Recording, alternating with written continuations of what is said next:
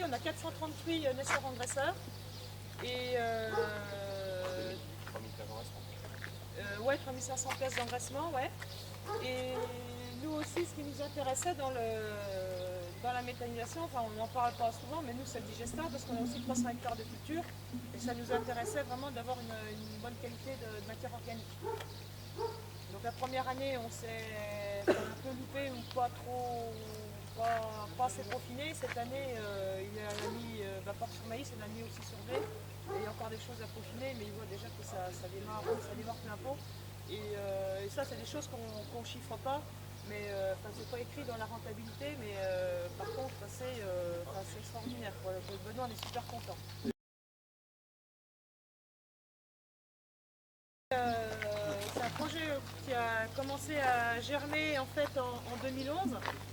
Au mois de février 2011, il y a des voisins qui nous ont appelés parce qu'il y avait un constructeur qui venait les rencontrer pour faire une petite unité de méthanisation. Mon mari est allé en touriste parce qu'il n'était pas du tout intéressé.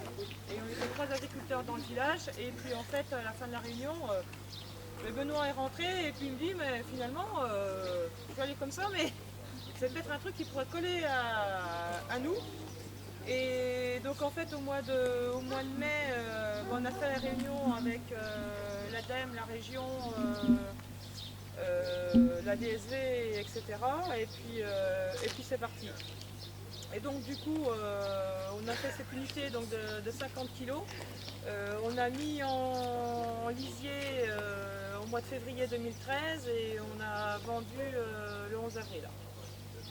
Donc en fait, ce qui nous intéressait dans ce projet, c'est que c'était une toute petite unité où on pouvait fonctionner en autonomie et ça fonctionnait qu'à partir du lisier de porc. Alors forcément, c'est très extensif puisque le lisier de porc est faiblement méthanogène.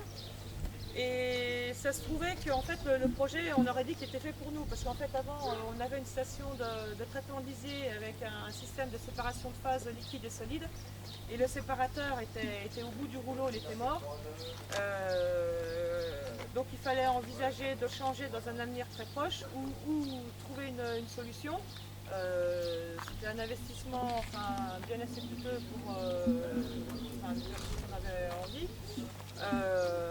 Et puis ensuite, le fait si on arrêtait le compostage, ça nous libérait une travée dans le hangar.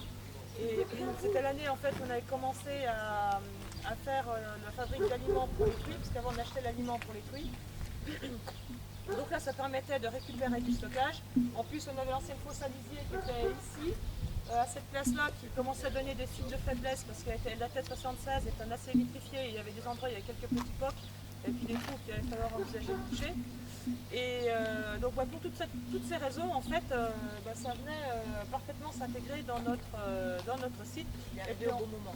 C'est arrivé vraiment au bon moment. Et puis en plus, nous, pour le système de chauffage des porcelets, à l'origine on chauffait au gaz, après on a chauffé à l'huile de colza, et ça s'est trouvé qu'on avait aussi arrêté de presser de l'huile, du coup on était revenu au fioul, donc c'était un petit peu à l'envers de nos idées, et là ça collait merveilleusement bien. Voilà. En plus, apparemment il n'y avait pas de boulot, pas de main d'œuvre. Apparemment, j'aime bien le mot apparemment. Ben oui, parce qu'on se méfie toujours, parce que vu ce qu'on vit avec la fabrique d'aliments, ça nous pourrit la vie, on ne peut pas dire ça autrement, et donc on ne voulait pas refaire la même chose. Quoi. Voilà. Donc ça s'est trouvé, donc on a commencé à mettre en place au printemps 2013, donc là ça fait 2 ans que ça tourne. Donc la première année, c'est comme chez vous tous, hein, on cherche un peu. Et puis la deuxième année, on est un peu plus malin, on commence à peaufiner, on approche un peu plus du maximum, enfin c'est encore y arriver, je pense qu'il y a encore des choses à faire et puis des choses à améliorer.